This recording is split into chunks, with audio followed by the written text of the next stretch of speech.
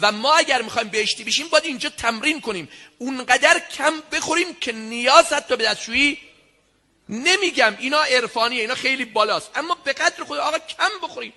آقا چی؟ بگید کم بخوریم. غیر از یک وعده ثابت درست هرچی میخورید بدون شما حمال و مزدور بی‌مزدید.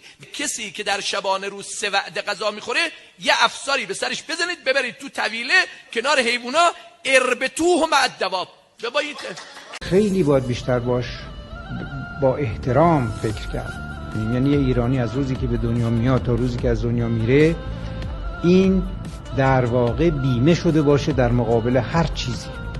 هیچ اتفاقی نباید او را از یه زندگی شرافتمندانه سالم خوشبختی محروم بکنه، بلکه به عکس تمام اقدامات، تمام پیشبینی‌ها، تمام ابتکارات برای این است که یک فرد ایرانی یک فرد زنده خوشبختی باشه.